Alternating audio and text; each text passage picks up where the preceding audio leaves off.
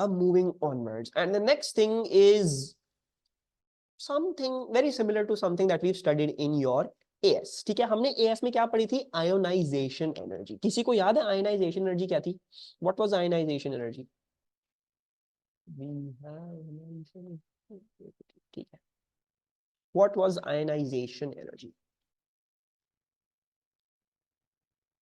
नहीं, ये तो नहीं. Remove electron pair. नहीं, that was not that. That was not that. Removal of electron. अच्छा, अगर मैं बिल्कुल एग्जैक्ट सम अप करने जाऊं तो क्या था? Energy required to remove 1 mole of electrons from 1 mole of gaseous atoms to form 1 mole of 1 plus charged gaseous atoms या charged gaseous ions. This was the first ionization energy. And इसको हम कैसे लिखते थे? हम लिखते थे भाई अगर मुझे सोडियम की फर्स्ट आयनाइजेशन एनर्जी चाहिए तो भाई आप इसको गैस में लिखोगे. आप इससे क्या बनाओगे? आप इससे Na+ गैस बनाओगे और आप इलेक्ट्रॉन E- निकाल दोगे. आपको 1 मोल ऑफ इलेक्ट्रॉन चाहिए, इसका भी 1 मोल होना चाहिए, इसका भी 1 मोल होना चाहिए. ठीक है, this was first ionization energy. ये भी हमें बड़ी काम आएगी. ठीक है, तो ये भी अच्छा हुआ हमने रिवाइज कर लिया. ये भी हमें थोड़ी देर में काम आना शुरू हो जाएगी. लेकिन इससे पहले अब हम कुछ नई चीज सीख रहे हैं. ये उसका एग्जैक्ट ऑपोजिट है. ठीक है, इलेक्ट्रॉन अफिनिटी. इलेक्ट्रॉन अफिनिटी इसमें भी फर्स्ट सेकंड थर्ड कर करके as you go from 0 to +1 +1 to +2 +2 to +3, तो चेंज फर्स्ट सेकंड थर्ड में आ रहा है. इस तरह ही इसमें ही फर्स्ट लेक्चर इसका बिल्कुल ऑपोजिट है.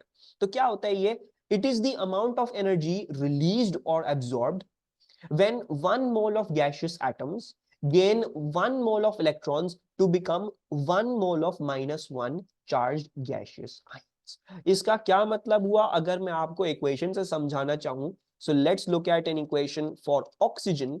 तो आपने क्या किया? आपने ऑक्सीजन गैस प्लस E- किया आपने, and you got O- gas. That's it. क्या मतलब है? अमाउंट ऑफ एनर्जी रिलीज्ड और एब्जॉर्ब, इसमें दोनों चीजें अभी फिलहाल. when 1 mole of gaseous atoms when 1 mole of gaseous atoms gains 1 mole of electrons to become 1 - charged gaseous ions. वो ये आयनाइजेशन एनर्जी उल्टा. 1 मोल निकाल रहे थे, अब क्या कर रहे हो? 1 मोल ऑफ इलेक्ट्रॉन्स डाल रहे हो. खत्म कहानी. ठीक है, so can you guys tell me the equation for chlorine? Chlorine के बारे में बता सकते मुझे? इक्वेशन क्या बनेगी मेरी? डेफिनेशन क्या है? ठीक है, understand the definition. 1 mole of gaseous atoms making 1 mole of gaseous ions. ठीक है, तो इसमें ऑक्सीजन की वंस अगेन स्टैंडर्ड स्टेट नहीं आएगी. ऑक्सीजन के स्टेट में आएगा अपने गैसियस एटम फॉर्म में, यानी OG. That's it. 1 mole of oxygen atoms. That's it. ठीक है, तो इसलिए मैंने O गैस लिखा, हाफ O2 गैस नहीं लिखा, because that's not the definition. तो आप हाफ O2 पहले से कर चुके होगे. कैसे करा होगा? एटमाइजेशन करके. तो आप एटमाइजेशन करके पहले यहां पे आ चुके होगे, फिर आप उसमें एक इलेक्ट्रॉन डालोगे, तो हम इसको एक इलेक्ट्रॉन एफिनिटी बोलते हैं, फर्स्ट इलेक्ट्रॉन एफिनिटी बोलते हैं. ठीक है, तो एटमाइजेशन हम पहले से कर चुके हैं. यही हम चीज अब सब चीजें लिंक अप करेंगे. ठीक है, क्लोरीन की लिखने जाऊंगा तो क्लोरीन के साथ क्या होगा? क्लोरीन भी once again 1 mole of gaseous atoms, so Cl gas, plus E- will equals to 1 mole of 1 - charged gaseous ions. This is going to be my equation for the first electron affinity of chlorine. And उसके बाद वही है. You were right, yes, very good. ठीक है, first electron affinity से अब हम second electron affinity पर जाएंगे. तो वही है, डेफिनेशन वही है. फर्क क्या है? 1 mole of gaseous atoms की जगह 1 mole of 1 - charged gaseous ions is becoming 1 mole of 2 - charged gaseous ions. फर्क कुछ भी नहीं है, बस ये है भाई, अगर आपके पास आप पहले O0 चार्ज से आप उसको -1 के चार्ज पे लेके गए हो, तो अब सिर्फ ये होगा कि आप O- गैस में एक इलेक्ट्रॉन डाल के आप उसको O2- गैस में तब्दील कर दोगे. इजी पीजी, कुछ भी नहीं करना. डेफिनेशन भी दोबारा से कुछ याद करने की जरूरत नहीं है. क्या है? 1 mole of O- charged gaseous ions gaining 1 mole of electrons to become 1 mole of 2- charged gaseous ions. खत्म कहा. ठीक है. अच्छा, फर्स्ट इलेक्ट्रॉन अफिनिटी और उसके नीचे जो सारी इलेक्ट्रॉन अफिनिटीज होंगी यानी second, third, fourth, fifth, sixth में, हाँ तो ये तो पता है, इनवर्स ऑफ आयनाइजेशन एनर्जी, पूरी पूरी तरीके से इनवर्स है, ठीक है, कुछ भी नहीं है इन्वर्ट है, इसका उल्टा है, ठीक है। ये क्यों सीख रहे हैं हम अभी बॉर्न हेबर साइकिल में समझ में आ जाएगा ये हम क्यों सीख रहे हैं, ये सारी बकवास। हो सकता है आज हम ना कर पाए, लेकिन अगर हम कल देखेंगे उसको तो हमें समझ में आ जाएगा कि हम ये सारी चीजें क्यों सीख रहे हैं, ठीक है। तो इट विल बिकम क्लियर। अच्छा, दूसरी चीज मैं बोल रहा था, फर्स्ट इलेक्ट्रॉन अफिनिटी और सेकंड, थर्ड, फोर्थ, फिफ्थ, इन सब में एक फर्क है। फर्क क्या है? अमाउंट ऑफ एनर्जी रिलीज्ड और एब्जॉर्ब्ड हो सकती है for the first electron affinity, यानी पहली वाली एक्सोथर्मिक भी हो सकती है, पहली वाली एंडोथर्मिक भी हो सकती है। उसके बारे में किसी के लिए एक्सो है, किसी के लिए एंडो है, नॉट सो श्योर। हाँ, लेकिन सेकेंड इलेक्ट्रॉन अफिनिटी हमेशा हमेशा एंडो होती है, हमेशा उसको एनर्जी आपको देनी पड़ेगी, ठीक है। तो क्या किसी को समझ में आ रहा है ये क्यों हो रहा है? Can anyone guess why is this happening? Very good, दुआ ने पहले से याद किया हुआ है। First is negative electron pair repulsion. Electron is probably greater repulsion, so that's why more energy required. That is the correct answer. So why is this only absorbed? ठीक है, let me just see मैंने लिखा हुआ कैसे। अच्छा, ये नीचे लिखा हुआ। Why are all electron affinities after the first electron affinity positive, that is absorb energy endothermic? So the reason is that because second में क्या हो रहा है, माइनस ऑलरेडी नेगेटिव स्पीशी है उसमें इलेक्ट्रॉन डाला जा रहा है, ये दोनों एक दूसरे को अट्रैक्ट नहीं करने वाले, रिपेल करेंगे। आपको जबरदस्ती दो मैग्नेट्स रिपेल करने एक दूसरे को तो जबरदस्ती चिपकाना पड़ता है, राइट। लेकिन दो मैग्नेट्स अगर अट्रैक्ट करते तो आराम से खुद ही चिपक जाते हैं। तो इस केस में वो वाला केस है रिपल्जन, दोनों रिपेल कर रहे हैं तो इनको चिपका तो सकते नहीं आप, बड़ा मसला हो जाएगा। तो क्या करना पड़ेगा, एनर्जी लगानी पड़ेगी, ठीक है, so that they both join together. So the reason for this is energy is needed to overcome repulsion between electron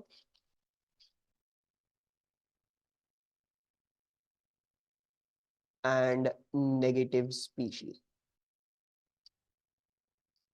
जिसमें ऑब्वियसली ऐड किया जा रहा है जो भी आपकी चीज है। And this is another first electron affinity positive negative क्यों हो सकती है, बिकॉज जब अनचार्ज है तो क्योंकि उसका न्यूक्लियस पॉजिटिव है वो अट्रैक्ट कर सकता है, तो इलेक्ट्रॉन डालने पे हो सकता है वो इलेक्ट्रॉन खींच ले और अंदर डाल ले और बड़े मजे से डाल ले, और एनर्जी क्योंकि एक बॉन्ड फॉर्म हो गया न्यूक्लियस और इलेक्ट्रॉन के बीच में, तो एनर्जी रिलीज करना। तो first electron affinity can be exothermic, usually नहीं होती है, सॉरी क्या बोल रहा हूं मैं, हाँ, first electron affinity usually is exothermic, लेकिन उसके बाद सारी एंडोथर्मिक होना शुरू जाती है। इट्स यूजुअली एक्सोथर्मिक, ज्यादातर उसमें से एनर्जी वो रिलीज कर देता है बिकॉज उसमें बड़ा एक स्ट्रॉन्ग बॉन्ड उसको आराम से मिल जाता है, and it likes to have one more electron, उसका ऑक्टेट भी कंप्लीट हो गया, सब कुछ हो गया, ठीक है। So those are things that can help in releasing energy, ठीक है। अच्छा, ये भी हमने सब डिस्कस कर लिया। किसी को कोई कंफ्यूजन रिगार्डिंग इलेक्ट्रॉन अफिनिटी, कोई चीज जो समझ में ना आई हो, anything you want me to go over again? Let's now discuss, या we got a lot of time, आधा घंटा पूरा। Trends in electron affinities. अच्छा, स्पेसिफिकली हम सिर्फ ग्रुप 16 और ग्रुप 17 की बात कर रहे हैं, ऐसा क्यों है?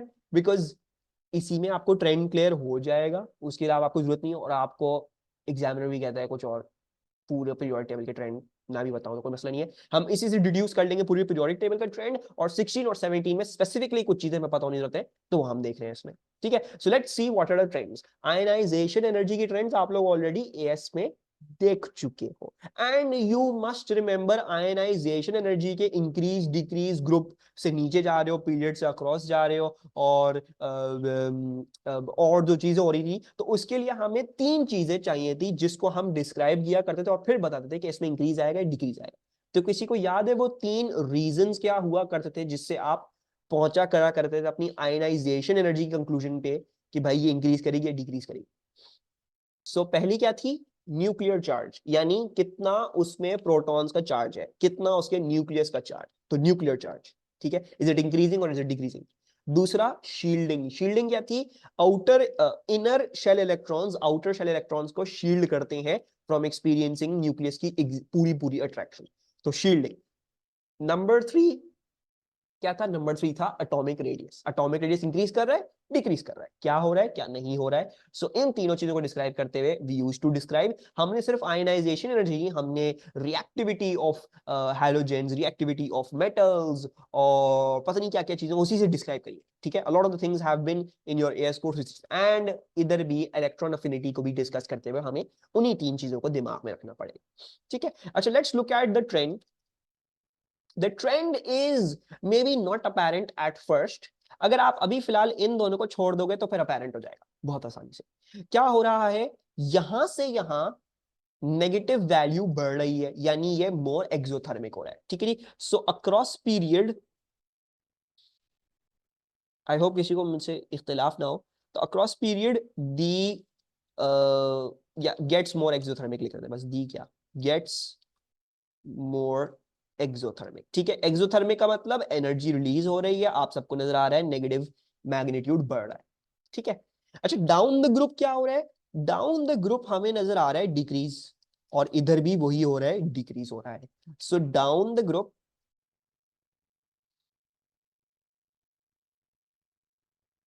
इट डिक्रीजेस, ठीक है जी। दिस इज, हमें ये नजर आ गया ट्रेंड। अच्छा, दो अनोमलीज हैं ग्रुप के टॉप पे, यूजुअली जो है वो अनोमलीज होंगी, देयर विल बी प्रॉब्लम्स, ठीक है जी। तो अभी फिलहाल हम इनको शेड आउट ही रखते हैं, मैं इसका बाद में समझाऊंगा ये क्यों मसले मसाइल कर रहे हैं, ये क्यों वो ट्रेंड फॉलो नहीं कर रहे, ठीक है।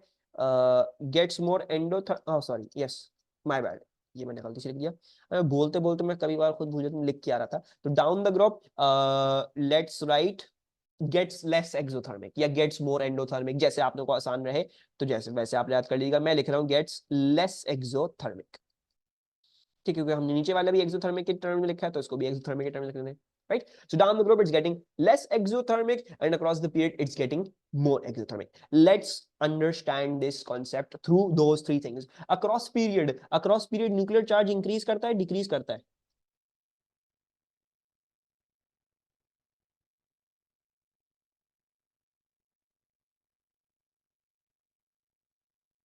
इंक्रीज करता है, राइट, ऐसा ही होता है, किसी को कोई इसमें कुछ इख्तिलाफ नहीं। इंक्रीज करता है, सोडियम+1 मैग्नीशियम+2 फलाना +3 एल्यूमिनियम+3, एल्यूमिनियम कहाँ पे पहुंच गया, खैर it's increase, nuclear charge is increasing. Shielding के साथ क्या होता है, shielding remains same, remains constant, remains almost constant, ठीक है जी, रिमेन्स कांस्टेंट। और न्यू एटॉमिक रेडियस के साथ क्या होता, what happened to the atomic radius, atomic radius decreased, ऐसा क्यों, ऐसा इसलिए बिकॉज न्यूक्लियर चार्ज इंक्रीज कर रहा है, वो आउटर शेल इलेक्ट्रॉन्स को खींच रहा है, जितना न्यूक्लियर चार्ज इंक्रीज करेगा वो उसको और अंदर की तरफ खींच लेगा। शील्डिंग अनफॉर्चुनेटली इस केस में उनको बचा नहीं पाती है, सो एटॉमिक रेडियस डिक्रीजेस, ठीक है जी। अब इससे देख लेते हैं इलेक्ट्रॉन अफिनिटी का क्या लिंक है, ठीक है जी। व्हाट इज दी, एक सेकेंड, एटॉमिक रेडियस डिक्रीजेस, ठीक है। इलेक्ट्रॉन अफिनिटी क्या थी, इलेक्ट्रॉन अफिनिटी थी एक इलेक्ट्रॉन डालना, समझ में आ रहा है। अगर एटॉमिक रेडियस डिक्रीज कर रहा है तो न्यूक्लियस अब एक इलेक्ट्रॉन अगर बाहर से आ रहा है उसको खींच के अट्रैक्ट करके रख लेगा, ठीक है जी। Because the distance between the valence shell and the nucleus is now decreased, कम हो चुका है, so the atomic radius decreases, hence attraction between nucleus and valence shell increases,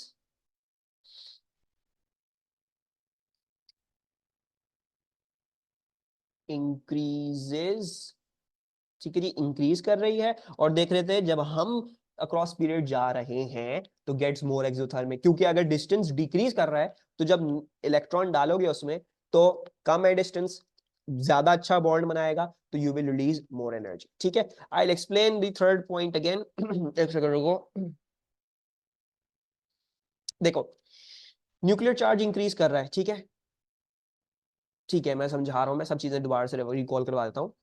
nuclear charge क्या होता है, न्यूक्लियर चार्ज होता है जो भी उसका चार्ज है, ठीक है। जैसे अगर इसमें 11 प्रोटॉन्स हैं तो इसका न्यूक्लियर चार्ज क्या हो जाएगा 11 प्लस, इसमें अगर 12 प्रोटॉन्स हैं तो उसका न्यूक्लियर चार्ज क्या हो जाएगा 12 प्लस हो जाएगा, ठीक है जी। तो ये है।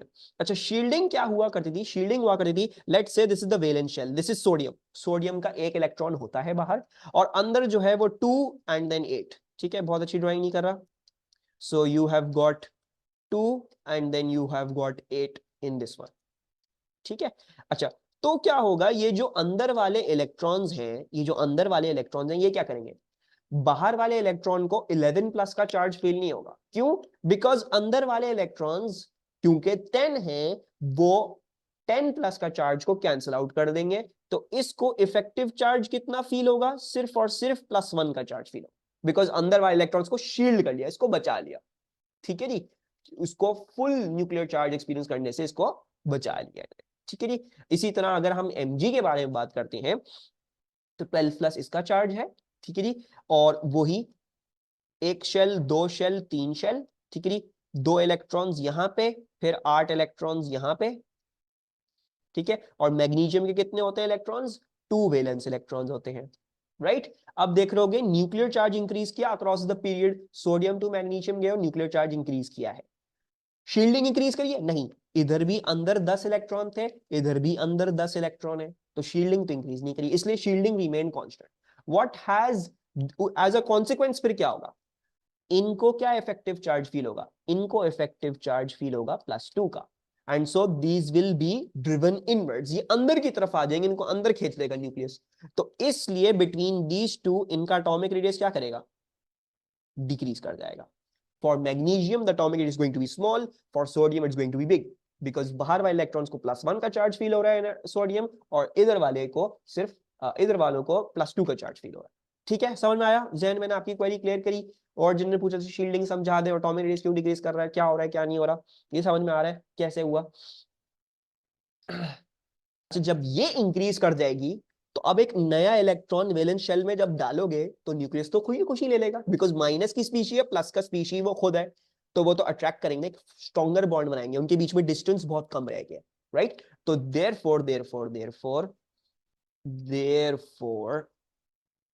more energy released on addition of electron, because distance कम होता जा रहा है वैलेंस शेल का from the nucleus, ठीक है जी। so therefore more energy released on addition of electron, distance is decreasing।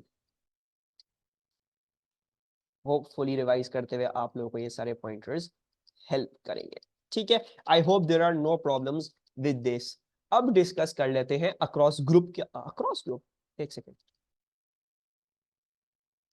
Down group क्या हो रहा है, ठीक है जी। So let's discuss down group क्या हो रहा है। तो first electron affinity gets less exothermic, वापस से उन्हीं चीजों को बारे में बोलते हैं, nuclear charge, shielding and atomic radius, ठीक है जी। So let's C, nuclear charge क्या करेगा, इंक्रीज करेगा डिक्रीज करेगा डाउन द ग्रुप,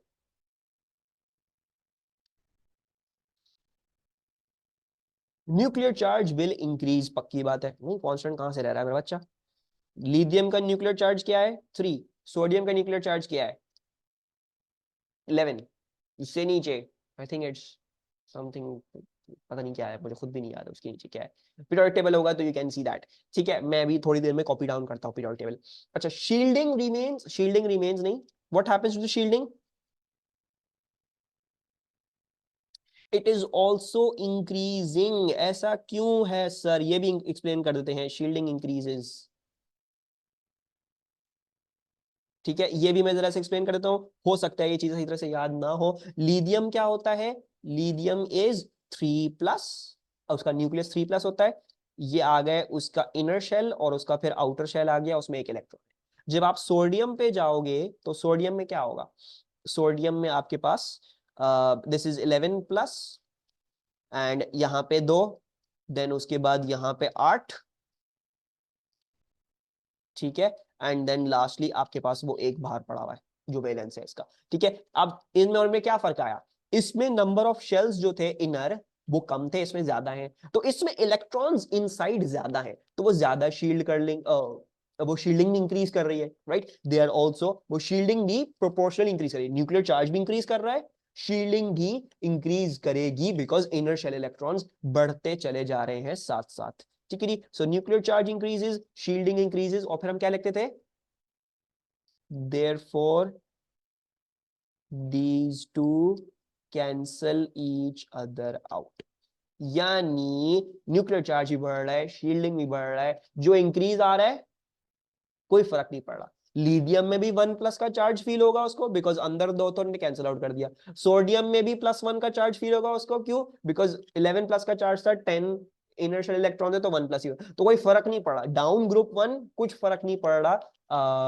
जो इफेक्टिव चार्ज है उस इलेक्ट्रॉन को जो वैलेंस है, ठीक है जी। So therefore these two cancel each other out. And can you tell me what's going to happen to the atomic radius? Increases or decreases? Atomic radius also increases, और ये इसका रीजन क्या लिखूंगा,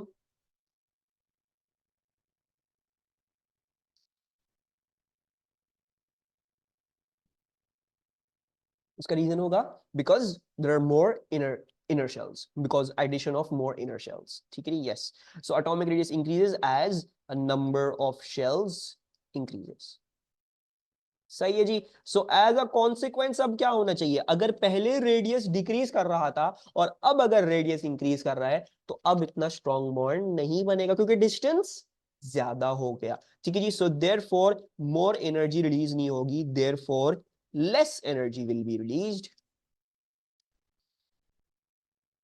less energy released on addition of electron, distance is increasing down the group, ठीक है जी। सो हमने जो है वो ये ट्रेंड भी सही तरीके से समझ लिए दोनों। Examiner can give you for 3 marks, theory questions आपको पूछ सकता है भाई ये एक्सप्लेन कर दो ट्रेंड ऐसा क्यों, ठीक है। किसी को कोई confusion regarding these trends, any problems over here?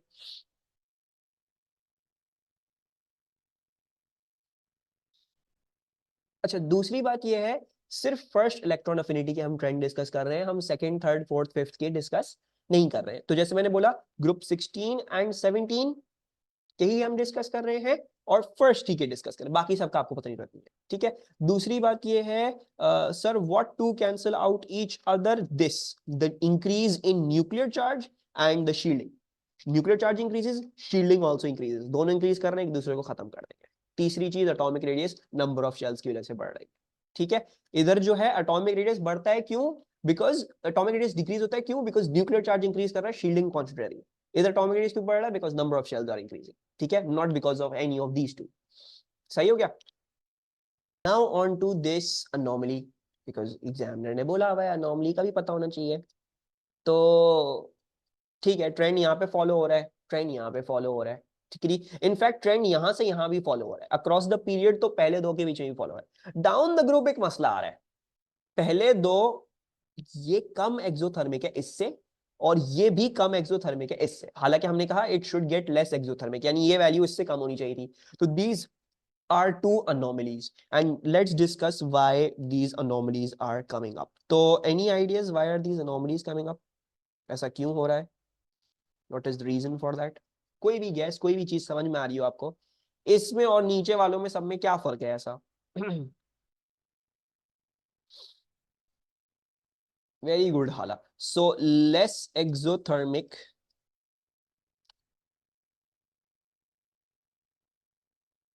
Then expected, not electronegativity, than expected, क्योंकि इलेक्ट्रोनेगेटिविटी तो डाउन द ग्रुप तो सबके लिए डिक्रीज कर रही है ना, सबके लिए डिक्रीज करेंगे ना इलेक्ट्रोनेगेटिविटी, तो फ्लोरीन, क्लोरीन, ब्रोमीन सबका वो ट्रेंड वही फॉलो हो रहा है, ठीक है जी। तो हमें तो उसके बरक्स कोई और बात करनी है। So let's exothermic than expected because there radii are too small, which leads to greater electron repulsion, ठीक है जी। इसको मैं समझा देता हूँ, इसका क्या मतलब है। The other one is oxygen, हाँ ये वाला ऑक्सीजन है, ये वाला फ्लोरीन है, ठीक है। अच्छा, अब इससे क्या मतलब है मेरा, इससे मतलब ये है, देखो जब आप सल्फर तक आते हो, सल्फर इज, सपोज करते हैं सल्फर का न्यूक्लियस ये और उसके शेल्स हैं और उसका वैलेंस शेल जो है वो लेट से इतना बड़ा है, ठीक है, बहुत जगह है, एक इलेक्ट्रॉन, मतलब अगर यहाँ पे 8 इलेक्ट्रॉन है भी, 8 इलेक्ट्रॉन है, 10 है, 15 है, जितने नहीं है वॉट एवर, एक दो भी है कोई मसला नहीं है, दूसरे एक इलेक्ट्रॉन और मजीद लाओगे तो उसके लिए बहुत जगह है, वो आराम से आ जाएगा, इतनी प्रॉब्लम की बात नहीं होगी। लेकिन अगर मैं इसी को कंपेयर करूं फॉर एग्जांपल विद ऑक्सीजन, तो ऑक्सीजन तो बेचारा इतना सा है, right, let's say oxygen in comparison to this is very small, और इसमें अगर 8 भरे हुए हैं तो फिर एक और की जगह नहीं है, यू कांट ब्रिंग इन 8, ऐसी एग्जांपल दे रहा हूं, 8 होते नहीं है नॉर्मली, ठीक है। तो अगर आप एक और लाने की कोशिश कर रहे हैं तो उसको ऑलरेडी बहुत रिपल्जन फील होगी, तो बॉन्ड जो होगा वो इतना स्ट्रांग नहीं बन पाएगा। इस केस में बॉन्ड स्ट्रांग बन रहा है ज्यादा, वो क्यों, बिकॉज इसमें इतनी का रिपल्जन नहीं है, इधर रिपल्जन है। ये मुश्किल होगी इस इलेक्ट्रॉन को यहाँ पे डालने में, क्योंकि इसको रिपेल करके कहेंगे चलो भाई निकलो भाई हमारी जगह थी ये, लेकिन वही होता है ना कि एक कमरे में 10 लोग घुसा दोगे तो कहाँ से रहेंगे वो, ठीक है। तो ये भी वही कहानी है, एक छोटे से कमरे में आप अगर जगह 8 की थी 10 लोगों को घुसा दोगे तो बॉन्ड स्ट्रॉन्ग पर फॉर्म नहीं हो सकता। लेकिन अगर एक कमरा था 100 लोगों का और उसमें 8 लोग घूम रहे थे, तो आप उसमें 50 लोग भी डाल दोगे तो रहेंगे सब, ठीक है, और खुशी खुशी रहेंगे। So this is the reason why these two are showing you an anomalous behavior. कोई प्रॉब्लम इस बात को समझने में? एनीथिंग अनक्लियर, एनीथिंग क्लियर हो गया? परफेक्ट। अच्छा, अब जो है हमने जो ये इतनी सारी चीजें सीखी समझी, एटमाइजेशन, आयनाइजेशन एनर्जी हमने रिवाइज करी, हमने लैटिस एनर्जी पढ़ी, हमने इलेक्ट्रॉन अफिनिटी पढ़ी, इस सब का काम कहाँ पे आएगा? इस सब का काम आएगा इसमें, बॉर्न हेबर साइकिल्स, ठीक है जी।